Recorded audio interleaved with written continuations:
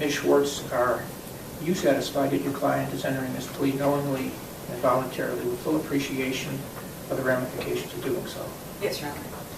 You then, Mr. Moore, do you want to plead guilty to the count 1, complicity to commit aggravated robbery, in the indictment, the firearms specification attached to it, and to count 3, the obstruction of justice charge, a third-degree felony?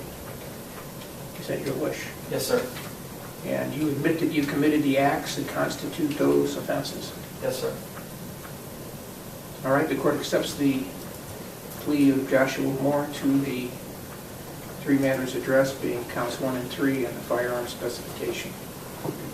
Makes a finding of guilt based upon the plea and convicts Joshua M. Moore of those items subject to the sentencing that we'll be dealing with here soon. At this stage, the court does not opt to impose sentence, but instead orders the preparation of a pre-sentence investigation, so we'll have the benefit of knowing more about Joshua Moore when it comes time to sentence. So now, you have the prospect in this case of going to prison for a longer time than just the maximum on the complicity to commit aggravated robberies, because there is the prospect of consecutive sentencing.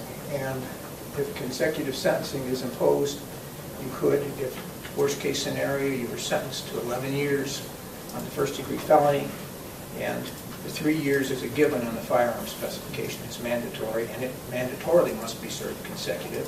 So whatever you get for anything else, you're going to have an addition of that 3 years. But in our worst case scenario, 11 years for the first-degree felony, plus 3 years on the specification.